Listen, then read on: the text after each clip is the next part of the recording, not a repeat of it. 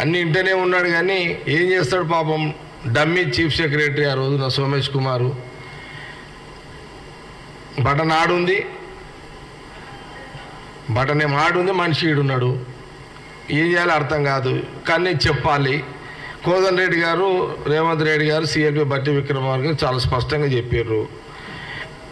అందుకే Congress party already Rahul Gandhi గారు కూడా చాలా సందర్భాల్లో ధరణి అనేది చాలా అవకతవకలు జరిగినాయి. రైతులు తెలంగాణ నష్టపోయారు.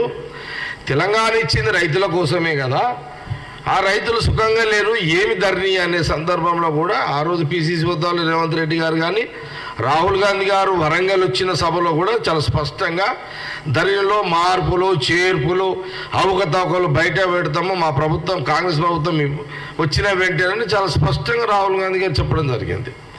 పెద్దలు కోదండరెడ్డి గారు రైతు విభాగం నాయకుడిగా వారు ఎప్పుడు కూడా తెలంగాణ ఏ జిల్లాలో ఎక్కడ పంట ఎట్లా పండుతుంది, ఆ పంట గిట్టుబాటు వస్తుందా వస్తలేదా, అక్కడ ధాన్యం కొనుగోలు ఎట్లున్నాయి, అసలు ధాన్యం కొనుగోలు ఉన్నాయా లేవా, అసలు రైతులు ఏ రకంగా ఎంత సంతోషంగా ఉన్నారు ఎంత లేరు, పంట నష్టపరిహారం వస్తుందా లేదా, ఇదంతా కూడా కోదండరెడ్డి గారు పెద్ద మనిషి దగ్గర అంతా డాటా ఉంది.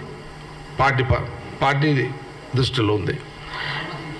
ఫార్మాస్ విషయంలో కూడా అంటే ఫార్మా కంపెనీలకు గత ప్రభుత్వం టీఆర్ఎస్ గవర్నమెంట్ ఏదైతే వాళ్లకు భూములు కట్టబెట్టిర్రో, రైతు అసైన్ భూములు ఇచ్చిర్రో, అసైన్ భూముల రైతులకు డబ్బులు గవర్నమెంట్ చెల్లిస్తలేదు. మల్లన్న సాగర్ దాంట్లో మల్లన్న సాగర్ ఉంది, సపోజు మల్లన్న సాగర్ రోడ్ల మీద దాంట్లో రైతులకు ఏ రకంగా ఇబ్బంది పడ్డారు, ఇదంతా కూడా కోదండరెడ్డి గారి దగ్గర అంత ఉంది. అందుకే ముఖ్యమంత్రిగా రేవంత్ రెడ్డి ముఖ్యమంత్రిగా అయిన తర్వాత ఈ ధరణిలో ఉన్నటువంటి అవకతవకలను అన్నీ బయటికి తీయాలి.